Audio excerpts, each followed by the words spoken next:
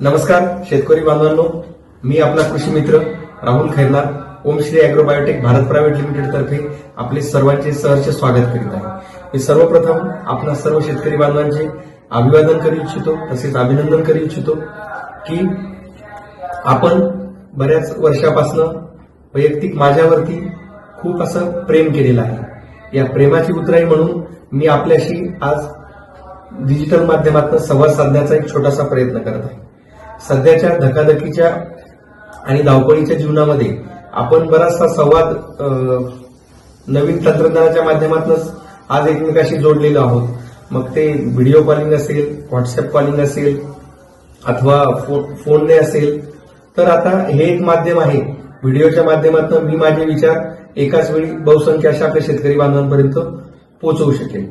आज काही व्यावसायिक मर्यादा असल्यामुळे मला आपल्या प्रत्येकाच्या शेतात यायला पाहिजे तसं शक्य नाही, तरी मी कसोशीने मी असो किंवा माझे सहकारी असो तरी प्रयत्नरत राहू। तरी ज्या बांधवांच्या शेतात मी प्रत्यक्ष येऊ शकत नाही त्यांना मी आजपासून व्हिडिओच्या माध्यमातून, टेक्नॉलॉजीच्या माध्यमातून जास्तीत जास्त कशा पद्धतीने मला मदत करता येईल तो करण्याचा मी प्रामाणिक प्रयत्न करेन। आज मी गेली 20 ते 22 वर्ष झाली मी प्रत्यक्ष शेती आणि शेतकऱ्यांशी निगडित आहे। वेगवेगळ्या फळपिकाच्या माध्यमातून मी शेतकऱ्यांना माझ्याकडे असलेलं ज्ञान, माझ्याकडे असलेला अनुभव आणि माझी असलेली प्रामाणिक निष्ठा या माध्यमातून सेवा करण्याचा पुरेपूर प्रयत्न करत आहे। आणि हा प्रामाणिक प्रयत्न यावर्षी आपल्या सर्वांच्या शुभाशीर्वादाने, महाराजांच्या कृपेने Omshree agro biotech Bharat private limited ही आपली तुमची एक कंपनी, एक संस्था जी शेतकऱ्यांच्या दारापर्यंत एक चांगल्या प्रकारचं तंत्रज्ञान, एक चांगल्या प्रकारच्या निविष्ठा पुरवण्यास सज्ज आहे। गेल्या 20 वर्षापासून माझा आपल्याशी ज्या माध्यमातून संवाद होता, सहवास होता, यातनं मी जास्तीत जास्त एकच प्रयत्न केला की माझ्याकडे जे काही ज्ञान असेल, अनुभव असेल किंवा जो काही माझ्याकडे साठा असेल तो मी ओमश्री अॅग्रो बायोटेकच्या माध्यमातून, त्याच्या उत्पादनाच्या माध्यमातून देण्याचा प्रामाणिक प्रयत्न केलाय। गेल्या 6 ते 8 महिन्यापासून मी प्रत्यक्ष व अप्रत्यक्षरित्या मार्केटमध्ये विविध प्रकारची उत्पादने ओमश्री अॅग्रो बायोटेक या ब्रँडने दिलेली। त्यामध्ये खरीपमधली काही पिकं, मागच्या वर्षी रब्बी हंगामातली काही पिकं आणि त्यानंतर आलेला शेतकरी बांधवांचा त्या संबंधीचा फीडबॅक या माध्यमातून मी आज खूप आनंदाने, हर्षोल्लासाने आपल्या सर्वांचे आभार मानू इच्छितो की आपण जे प्रेम आणि जो विश्वास माझ्यावर दाखवला, आपले डीलर बांधव असतील, आपले शेतकरी बांधव असतील, सहकारी असतील, त्यांच्या माध्यमातून आज ओमश्री अॅग्रो बायोटेक हा जवळपास महाराष्ट्रातील पुनश्च एकदा मी समस्त शेतकऱ्यांचे अभिनंदन आणि अभिवादनही करतो की आज एक विश्वासू असं नाव झालेलं आहे। अल्पावधीमध्येच शेतकऱ्यांनी वेगवेगळी उत्पादने चांगल्या प्रकारे वेगवेगळ्या प्रकारच्या पिकांमध्ये, मग ते फळबाग असेल, बागायती पिकं असतील, जिरायत पिकं असतील, हळद असेल, अद्रक असेल, अशा वेगवेगळ्या, कांदा असेल, बटाटा असेल, अशा वेगवेगळ्या माध्यमातल्या पिकांमध्ये हॉर्टिकल्चर असेल, फ्लोरिकल्चर असेल, अॅग्रिकल्चर, फील्ड क्रॉप या सगळ्या माध्यमातल्या पिकांमध्ये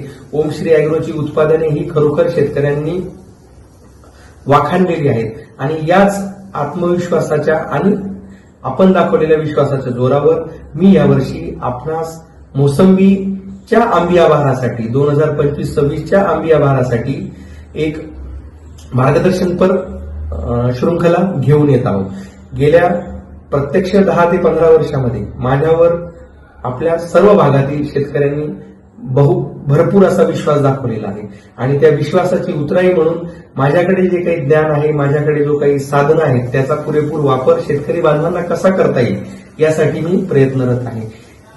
ह्या हंगामामध्ये मागील आंबिया बहारामध्ये आता फळं काही भागामध्ये हार्वेस्टिंग होत आहे, काही भागांमध्ये हार्वेस्टिंग होऊन कुठे महिना झालाय, कुठे 15 दिवस झाले, कुठे 8 दिवसामध्ये आता कटिंग। यावर्षी शोकांतिका अशी आहे की जवळपास कुठलाही शेतीमाल असेल, मग तो फळबागायत असेल किंवा शेतीमाल असेल, त्यास म्हणावं तसं उत्पादन किंवा भाव या दोन्ही गोष्टी शेतकरी बांधवांना मिळत नाहीयेत। त्यात काही नैसर्गिक कारणं आहेत, काही कृत्रिम कारणं आहेत। त्या कारणांच्या पलीकडे जाऊन पण आपण सदैव मेहनत करत राहणे हाच त्यात एक उपाय आहे किंवा त्यातला एक मध्य मार्ग आहे आणि जो आपण सदैव निवडलेला आहे। तर आता आपल्या समोर आंबिया बहारासाठी मोसंबी असेल, लिंबू असेल किंवा संत्री असेल अशा वेगवेगळ्या भागानुसार वेगवेगळी पिकं आपल्या समोर आहेत. तर आपण मागील आंबिया बहाराची फळं मोसंबी या पिकामध्ये किंवा संत्रा या पिकामध्ये जर काढलेली असतील तर ह्या वर्षी साधारण लिंबू बागायतदारांमध्ये हस्तबहाराच्या बऱ्याच अडचणी आल्या आहेत. कारण वेळोवेळी पाऊस ज्यावेळेस आपल्याला विश्रांतीचा काळ यायचा त्यावेळेस मध्येच पाऊस पडून जायचा. मग त्यामुळे जो ताण किंवा जो तणाव झाडांना यायला पाहिजे की पिष्टमय पदार्थांचा साठोबा त्या न्यूट्रिशनचा साठोबा त्या काडींमध्ये झाला पाहिजे की जेणेकरून ती पुढच्या काळामध्ये फ्लॉवरिंगसाठी स्टिम्युलेट होतील किंवा ती उद्युक्त होतील. पण तो पावसामुळे न होऊ शकल्यामुळे झाडं एक प्रकारे आजही ताजीतवानी आहेत. मग ते झाडं ताजीतवानी जर असले, जर नवीन पानं जे येतात ते फुलं आणि फळं घेऊन येतात आंबिया बहारामध्ये. मग त्यामुळे आता जी पालवी आहे ती परिपक्व होणं हे सगळ्यात महत्वाचं आहे. तसेच ज्या मोसंबीच्या बागांवर आता आंबिया बहाराची फळं आहेत, पुढे हवामान अंदाज असा सांगतो की थंडी खूप मोठ्या प्रमाणात पडणार आहे. म्हणजे थंडी जर जास्त प्रमाणात झाली, म्हणजे 18 डिग्रीच्या खाली जर टेम्परेचर सतत राहिलं तर झाडं हे नैसर्गिक तणावामध्ये जातील. मग अशा परिस्थितीमध्येही पुढे आपल्याला जे लेट बाग होतात की जानेवारी 25 पर्यंत आपण आंबिया बहारासाठी पाणी देऊ शकतो, पण आपल्या भागामध्ये काही जे बागा आहेत त्या ऑक्टोबरमध्ये कटिंग झालेल्या आहेत, काही आता येत्या 8 दिवसात होतील, काही 10 दिवसापूर्वी झाल्या आहेत. कारण तणावाचा कालावधी हा काहीतरी निश्चित पाहिजे की जमिनीचा मजदूर आपल्याकडे सर्वसाधारण काळ्या भोर रानं नाहीयेत. आपल्याकडे मध्यम प्रकारच्या जमिनी आहेत की जास्तीत जास्त ते 40 ते 45 दिवसाचा ताण आपल्या जमिनी सहन करू शकतात.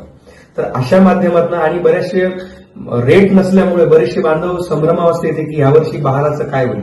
तर मी सगळ्यांना नम्र विनंती करून सांगू इच्छितो की ज्या पद्धतीने मागणी आणि पुरवठ्याच्या नियमानुसार ज्या पद्धतीने आपल्यास मालास विक्री व्यवस्था होईल तसं लवकरात लवकर आपण आपले बगीचे खाली करून नवीन बहारासाठी सज्ज व्हावं. आणि एक लक्षात घ्या की येत्या काळामध्ये किंवा मागील एक 4 ते 6 वर्षाचा जर अनुभव लक्षात घेतला तर जी बाजार व्यवस्था आहे, बाजार भाव आहेत हे सतत हलणारे असले तर मग अशा परिस्थितीमध्ये हलणाऱ्या बाजारभावामध्ये आपल्यालाही परवडणारं उत्पन्न मिळालं पाहिजे फळबागायतीमधनं. तर आपल्याला एकच उपाय करावा लागेल की आपल्याला जास्तीत जास्त शाश्वत आणि चांगल्या प्रकारचं उत्पादनावर भर द्यावा लागेल. जसं काही गेल्या 3-4 वर्षामध्ये केळी बागांमध्ये शेतकऱ्यांनी खूप चांगल्या प्रॅक्टिसेस केल्या, एक्सपोर्ट क्वालिटीचा माल बनवला. पण दुर्भाग्यपूर्ण चालू 1-1.5 महिन्यापासून भावांची अस्थिरता असल्यामुळेही त्यांना फटका बसलाय. पण निश्चितच जे एक्सपोर्ट क्वालिटीचा माल आहे त्याला आजही एक रेग्युलर मालापेक्षा दुपटीने भाव मिळतोय. तर माझं शेतकरी बांधवांना एकच आव्हान असेल की येणाऱ्या काळात आपण मोसंबीसाठी चांगल्यात चांगले क्वालिटी प्रोड्यूस करण्याचा प्रयत्न करावा. आता आपल्या भागामध्ये बरेचसे शेतकरी बांधव पॅकेज ऑफ प्रॅक्टिसेस वापरतायत, पण मध्येच नैसर्गिक अडचणी येतात, बऱ्याच गोष्टीच्या अडचणी असतात, कृत्रिम असतात, नैसर्गिक असतात, त्यामुळे त्या मर्यादा येतात. तरी मी येणाऱ्या काळामध्ये आपण टप्प्याटप्प्यामध्ये बरेच प्रयत्न करू की जेणेकरून आपल्या मालाला एक स्वतःची एक ओळख असेल, स्वतःचं एक टॅगिंग असेल आणि त्या माध्यमातून आपण भारतभरामध्ये वेगवेगळ्या ठिकाणी तो माल आपल्या नावाने विकू शकू. पण येणाऱ्या काळात ती बराच काळ जाणार आहे. पण सुरुवातीला आपल्याला आपली माती, आपलं झाड आणि आपलं उत्पादनाचं सातत्य हे टिकवणं फार महत्वाचं आहे. तर त्यासाठी मी आपणास विनंती करेल की आपल्या झाडांना जर आपला बहार निघाला असेल तर निश्चित एक वेळ साधून येणाऱ्या महिन्याभरासाठी आपण झाडामध्ये जास्तीत जास्त अन्न संचय करू, जेणेकरून येणाऱ्या डिसेंबर महिन्यात थंडीचा जर जास्त आघात झाला तरी आपल्या झाडांमध्ये नैसर्गिक डॉर्मेसी नंतर जेव्हा झाडं मोकळी होतील तर ती नैसर्गिक फुटीकडे वळतील. पुरेसा ओलावा मातीमध्ये अजूनही आहे. तर ताण म्हटल्यानंतर झाडाची जी सूक्ष्म मुळी असतात तिचा जो मातीशी संपर्क असतो तो आपल्याला दूर करावा लागतो की जेणेकरून झाडामध्ये बाहेरून अन्न आणि पाणी शोषल्या नाही गेलं पाहिजे. तर त्यासाठी आपण हलकी जर मशागत केली तर ती तंतुमुळे तुटतील आणि जेणेकरून हवा मातीमध्ये जाईल आणि झाडं नैसर्गिक तणावर येतील. तसंच आपण गेल्या 5 ते 6 वर्षापासून काही जे वॉटर सोल्युबल फर्टिलायझर्स म्हणतो की आपण ते स्प्रेच्या माध्यमातून फॉस्फरस, पोटॅशियम युक्त खतं आपण वापरतो की जेणेकरून काडीमध्ये रससंचय होईल. कॅल्शियम आणि इतर न्यूट्रिशनचे आपण स्प्रे करतो की जेणेकरून आपली काडी परिपक्व होईल. तसंच आपण प्रोफेनोफॉस सारखं कीटकनाशक वापरतो कुठलंही हार्मोन्स न वापरता आपण प्रोपेनोफॉस सारखे कीटकनाशक वापरून पानगळीस झाडास उद्युक्त करतो, जेणेकरून त्याच्यावर कुठला तरी नैसर्गिक कृत्रिम तणाव निर्माण व्हावा. तर आपण वेगवेगळ्या माध्यमातून ते गेल्या 5 ते 6 वर्षापासून ठामपणे आपण ते प्रॅक्टिसेस आपल्या शेतांमध्ये करतोय. लिंबू असेल, मोसंबी असेल, संत्रा असेल, आणि त्याचा आपल्याला प्रत्येक जण आपण साक्षीदार आहात. येणाऱ्या प्रत्येक वर्षात आपल्या उत्पादनामध्ये सातत्य आहे. नैसर्गिक परिस्थिती कितीही बिकट असली तरी आपण बऱ्यापैकी उत्पादनामध्ये सातत्य आपलं ठेवलंय.